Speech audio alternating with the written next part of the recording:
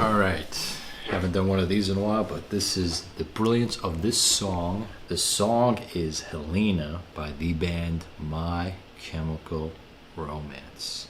This was released on March 8th of 2005 off the Three Cheers for Sweet Revenge. Ooh, that album cover, before I start, that album cover was done by Gerard Wade, SVA student, alumni, such as me. I mean, we didn't go to the same school, but I did graduate from SVA as well as he did. I think probably the year 2000.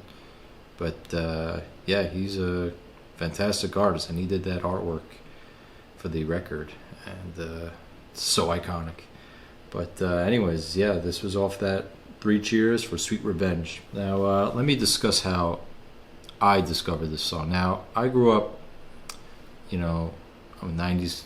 I was born in the 90s, but I, grew up around the 2000s, pop punk and emo and all that type of stuff. Like, I remember coming home from school and turning on TRL and Fuse like all the time after school. That was the best thing, Got home at like 4:20, 4:30, and you pop on TRL, and that was the best stuff.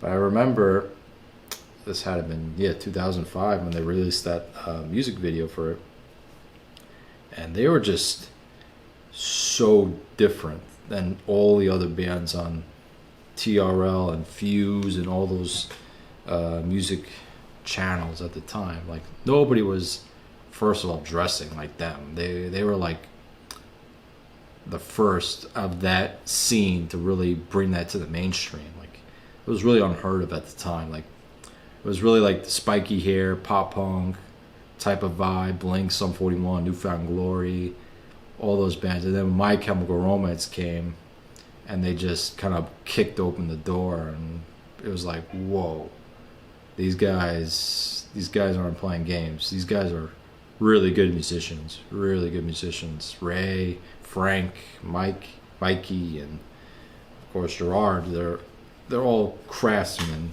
at their instruments. They're really good, really good musicians. Really good. And I just remember like, whoa, this is like totally different. Anything I've honestly ever seen as a kid. I was, 13 probably? No, I was 13, right. I was 13 at the time. Yeah, so I was still a kid, 12, 13. And still my youthful age of discovering bands and all that stuff. Really, those were the years I really picked up a guitar and all that stuff. But I really wanted to discuss like chords and melodies, and it does a lot of like, especially the chorus does like,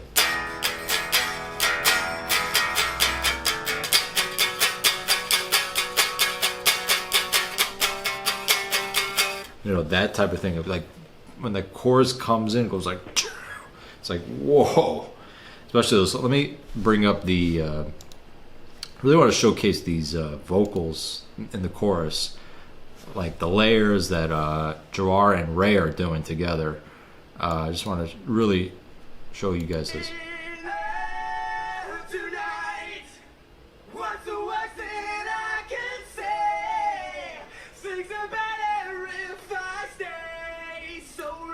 This is incredible.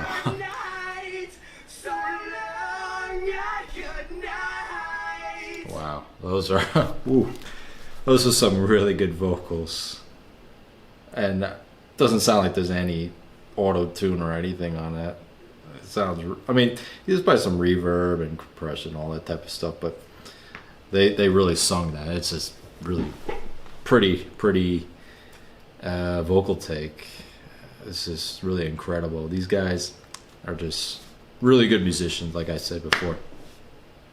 And the music video, this was like also different. Like, no band was playing like it was like a funeral, and they were singing, and there was people dancing, and it was just they're going down the aisles with the lady came out of the casket, did that spin, and fell in, and then at the end, they carried the casket to the limousine. And the rain, it was just so dramatic and artsy, and it was, I mean, obviously going to funeral isn't cool, but obviously it's for a music video, so it's just like how My Chemical Romance does their stuff is just on another level, especially at that time. And it was just so cool. And that video was on repeat on TRL and Fuse and all those channels. It was, people recognize how great they are, and now they're really regarded as, you know, of that scene, like the biggest. You know, these guys don't play games. This charted. I mean, this, you know, the RIAA reached the gold status, and then UK reached silver. It did chart the US Pop 100 at number 32, charted UK Rock and Metal at number 1, charted the US Billboard Hot 100 at number 33. I found another interesting little nugget. Gerard actually stated that this song was actually inspired by the song Aces High by Iron Maiden, which I found quite interesting. I mean, they're you could tell they're influenced by Iron Maiden, and also they also mentioned Misfits. So they're like Queen, Misfits, and Iron Maiden molded into one, the band. And especially this track, you hear those vocals and guitar style. You hear all those influences for sure. Very unique set of influences, to say the least. But yeah, this was a really cool song. I still love this song, and figured I'd tell you guys about it too. I mean, obviously, I'm sure you guys know this song. That's why you're watching the video. But you got to check out the song. You got to check out the music video if you haven't seen it in a long time. It's just a great song, and obviously, I'm playing a white Les Paul custom like Frank plays. He also plays an Ep.4 as well. I'm pretty sure it's probably the same model, but he's probably playing like a 2002 Ep.4 Les Paul custom. Mine's a 2006 actually, so not that far off. But it's probably the same exact model.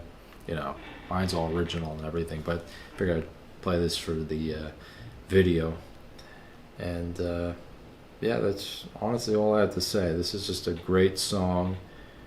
Go and check it out. Go re-listen to it. It's a lot of fun. Super melodic. Great guitar leads, like the octave type of stuff throughout the song, and just fantastic. And yeah, that's really all I have to say right now. That is all for now. Thank you guys so much for watching. If you want to subscribe, become a member. Hit the subscribe button down below. Also, I am selling my artwork on Etsy. I will link that down below. As well as you want to hear my album or other singles I have put out in the past, I will link that down below. Apple Music, Spotify. You know, it's all there. So thank you guys so much for watching, and I will see you guys soon.